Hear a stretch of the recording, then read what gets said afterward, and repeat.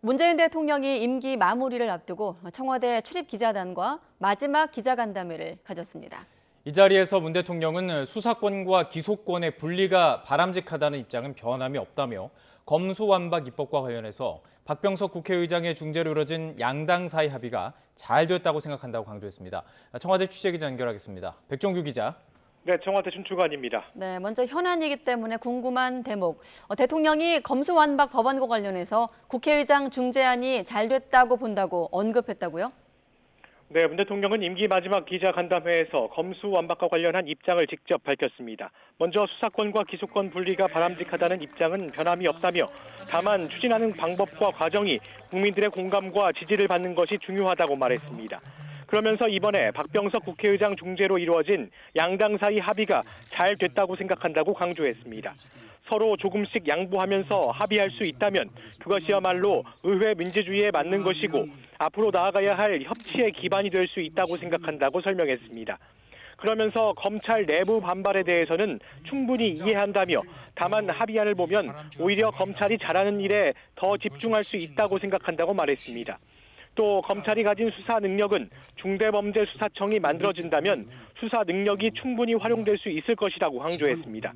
이어 검수완박 입법 과정에서 다소 불만스러운 점이 있더라도 후속 절차 과정에서 얼마든지 보완이 가능하다는 점도 언급했습니다.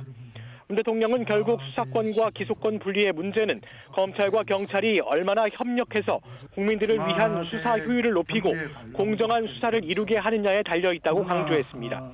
그러면서 검찰이 더 노력해주기를 바란다고 덧붙이기도 했습니다. 문 대통령은 두 차례 사의를 표한 김호수 검찰총장에 대한 사의 수용 여부에 대해서는 특별한 입장을 내지 않았습니다. 네, 또 다른 이야기도 해보죠. 문 대통령이 최근 종교계와 시민사회계가 요구하고 있는 부처님 오신 날 계기 사면 문제, 또 지난 5년 동안의 인사권을 두고 발생한 갈등에 대해서도 입장을 밝혔다고요. 네, 문 대통령은 먼저 각계에서 사면 요청을 받은 것은 사실이지만 원론적인 입장을 밝힐 수밖에 없다고 말했습니다.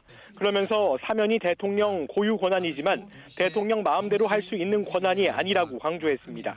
이어 사면은 사법 정의와 부딪힐 수 있기 때문에 사법 정의를 보완하는 차원에서만 행사돼야 한다고 언급했습니다.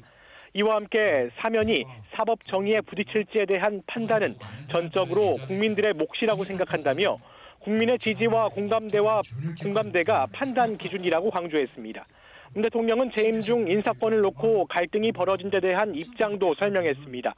인사에 있어서 때로 국민 눈높이에 맞지 않았다는 평가를 받고 그것이 이번 선거 과정에서도 부담으로 작용했던 점 등에 대해서는 국민께 송구스럽다고 말했습니다. 그러면서 더 깊은 이야기들은 이 자리보다 퇴임 후에 회고록 등에서 밝힐 수 있을 것이라고 언급하기도 했습니다. 지금까지 청와대 춘추관에서 YTN 백종규입니다.